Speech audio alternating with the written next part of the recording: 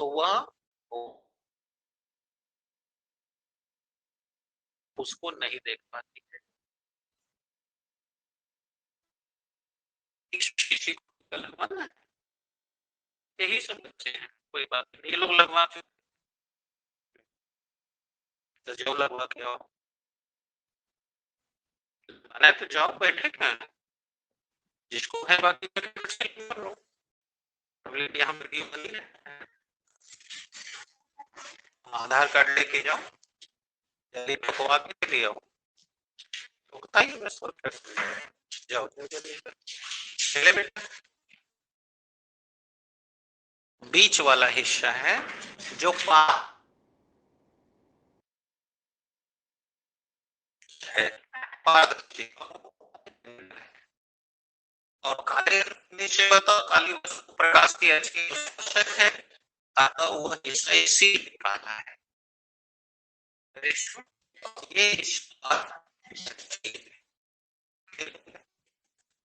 पारदर्शी के ऊपर पतली सी जाती है और इसी के ठीक नीचे उत्तल लेंस का बना हुआ हमारा नेत्र लेंस होता है और इन दोनों के बीच में एक द्रव भरा रहता है तो कहते हैं तीन सुविधा। पहला, आंखों को रोटेट करते समय ये कार्निया और लेंस के बीच के घर्षण से बचाता है। दूसरा, ये और तीसरा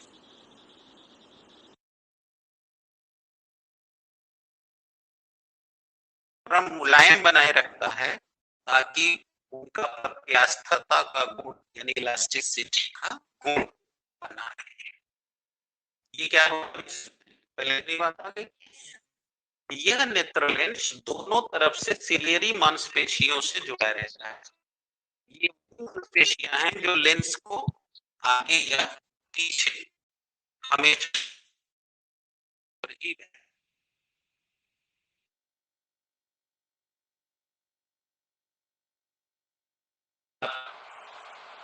ही करती है। पीछे की तरफ परिधीय भागों के काले रंग की झिल्ली होती है जिससे हम रेटिना कहते हैं। जिस रेटिना पर कुल दो स्पॉट होते हैं, एक ब्लाइंड स्पॉट, जब किसी वस्तु का पर्दे में येलो स्पॉट पर बनता है तो वो एकदम साफ दिखता है और अगर ब्लाइंड स्पॉट पर बनता है तो नहीं दिखता।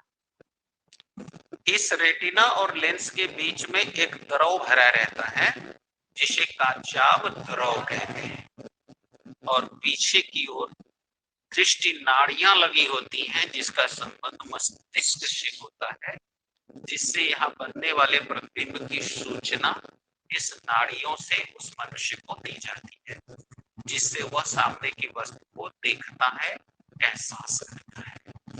तो यही है सर। अब बताइए कोई कठिनाई?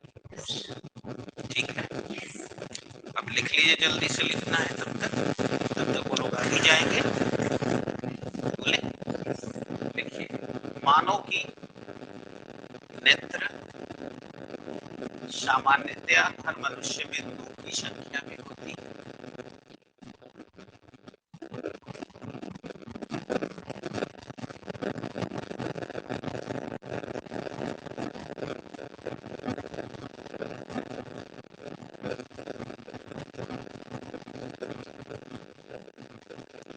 सामान्यतः दो की संख्या में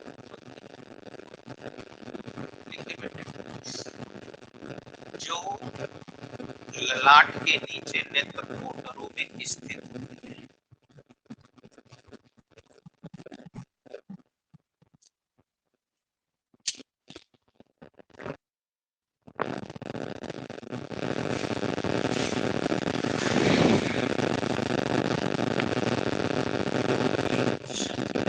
होती है जो नेत्र कोटरों में स्थित संरचना।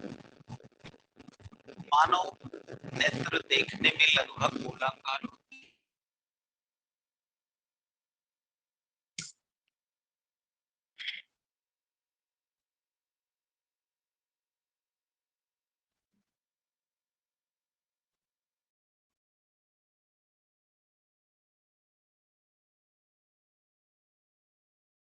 गोलाकार होती है, ठीक है, जिसके स्पष्ट रूप से दो भाग दिखाई देते हैं।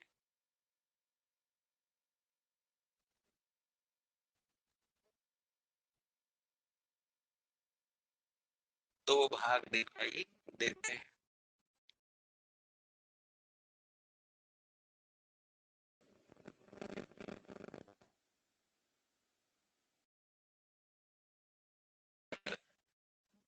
ठीक है, अब पहला दीजिए, दृढ़ पटल। आंख के परिधीय भाग सफेद रंग का होता है,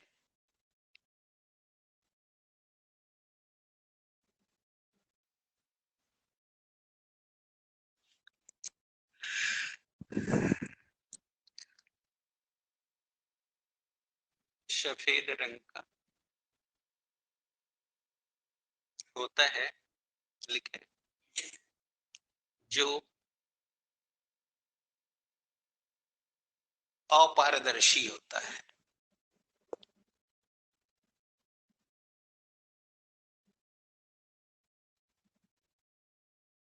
जो अपारदर्शी होता है, इसे हम दृढ़ पटल कहते हैं। सही है सर, इसे हम दृढ़ पटल कहते हैं। ठीक है, दूसरा दृष्टि पटल।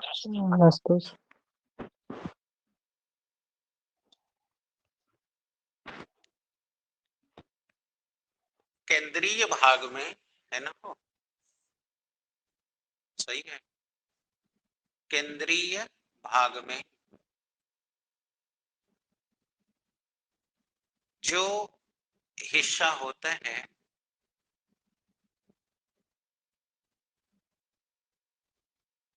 वह काले रंग का होता है।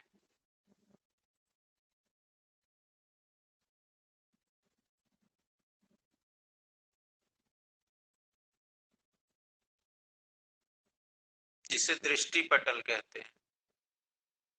सही है, दृष्टि पटल कहते हैं। यह भाग पारदर्शी होता है।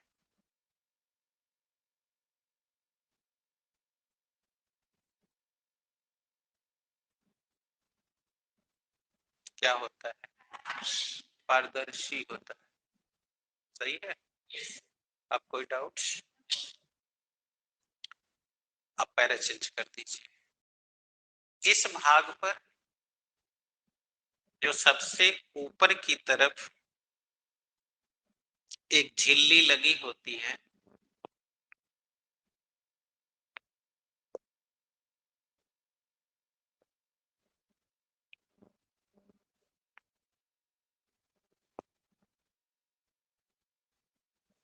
एक झिल्ली, उसे कार्निया कहते हैं।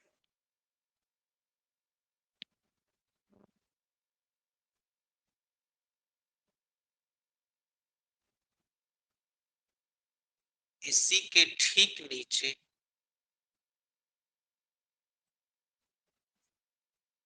इसी के नेत्र लेंस होता है,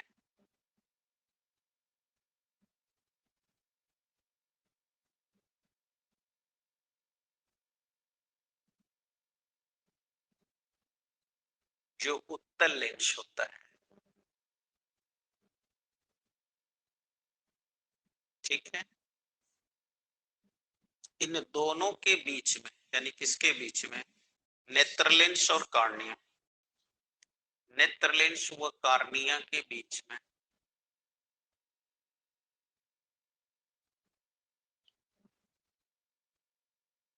एक द्रव भरा रहता है ना?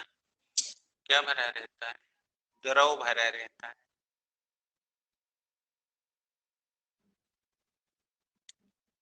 द्रव भरा रहता है, जिसे नेत्रोद कहते हैं। वो देखो, नेत्रोद कहते हैं, कार्निया और लेंस के बीच।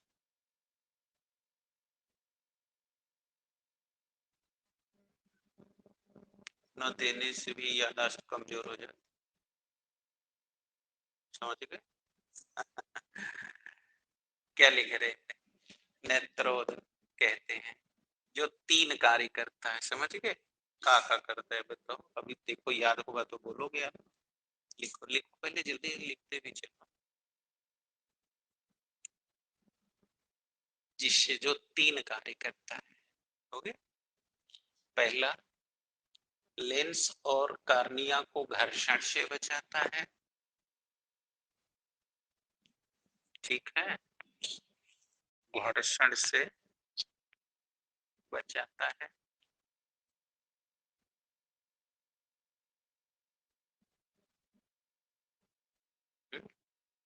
दूसरा, लेंस को साफ रखता है।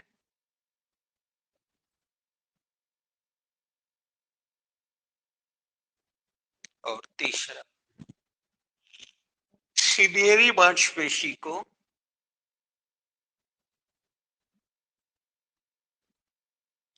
सिलियरी मांसपेशी को नरम मुलायम बनाए रहता है।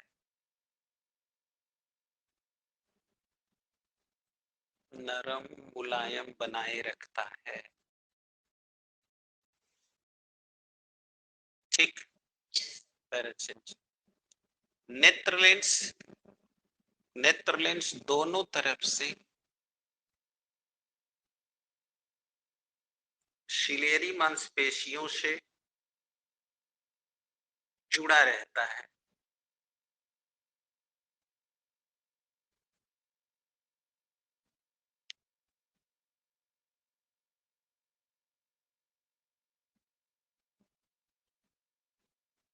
जुड़ा, जो नेत्र को समायोजित करने का काम करता है। जो नेत्र लेंस को समायोजित करने का काम करता है, मतलब यही नेत्र लेंस को एडजस्ट करता है ताकि प्रतिबिंब हमेशा रेटिना पर बने करने का काम करता है। फिर समंजन क्षमता पढ़ेंगे तो इस पर डिस्कस करेंगे। मजा आ गई? इसी के पास में आइरिस रंगा कणिकाएं होती हैं।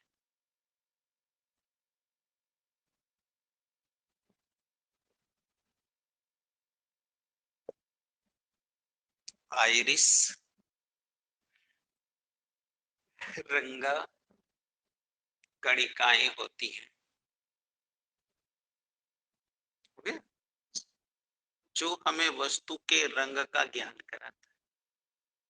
मतलब आप देखते हो तो लाल पीला नीला जैसी भी वस्तु दिख रही है, वो उसका ज्ञान यही कराता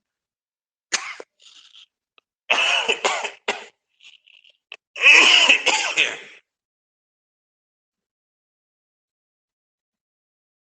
सही है।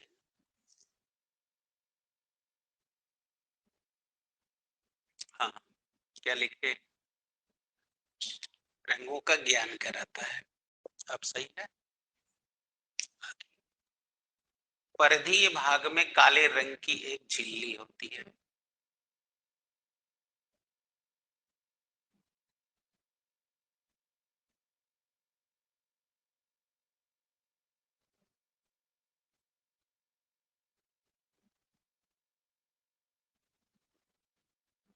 ठीक है? आप जानते हो ना इस झिल्ली का क्या नाम है? रेटिना। इसी को हिंदी में प्रतिबिंब पटल कहते हैं। तो लिखो, जिसे हम रेटिना या प्रतिबिंब पटल कहते हैं।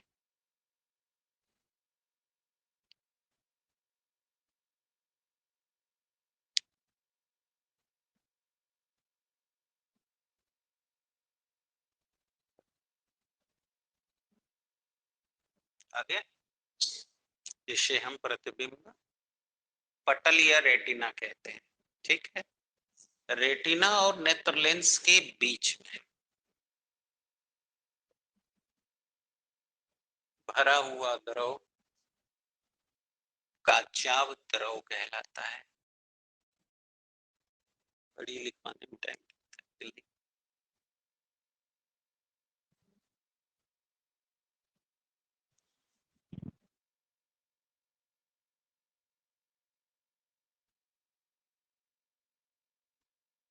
काचाव द्रव कहलाता है। ठीक है। रेटिना पर कुल 2 स्पॉट होते हैं।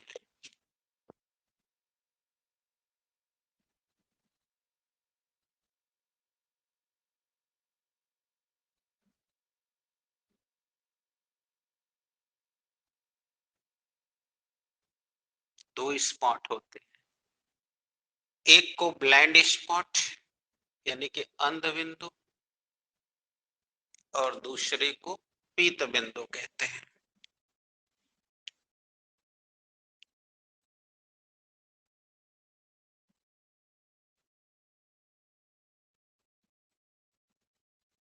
हो गया। अंध बिंदु पर यदि प्रतिबिंब बनता है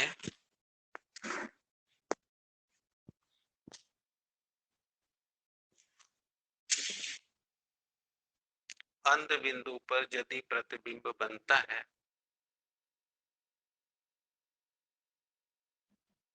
लिखे बेटा, तो वह वस्तु दिखाई नहीं देती।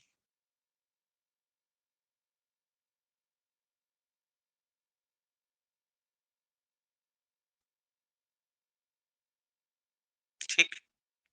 और यदि प्रतिबिंब पीत बिंदु पर बनता है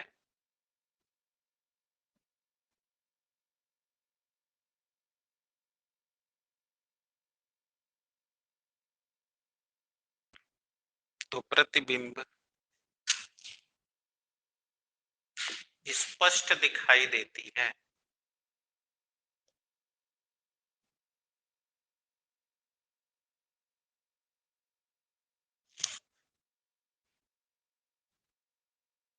ठीक है। स्पष्ट दिखाई। अब यहाँ जो बनेगी उसकी सूचना यहाँ से होगी। लिखिए, यहाँ बनने वाले प्रतिबिंब की सूचना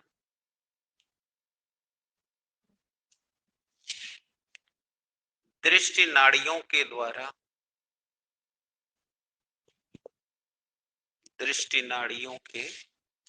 द्वारा मस्तिष्क को दी जाती है।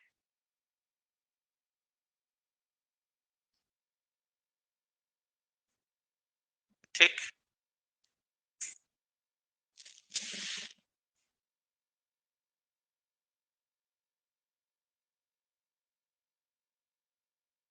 मस्तिष्क को दी जाती है। अब कोई डाउट है तो चलिए जी, ये हो गई आपकी मानव की नेत्र के बारे में। ओके। अब फिर पूछना है तो पूछ लीजिए। अब हमें ये देखना होगा कि हम लोग देखते कैसे हैं, यानी मानव नेत्र की क्रिया विधि।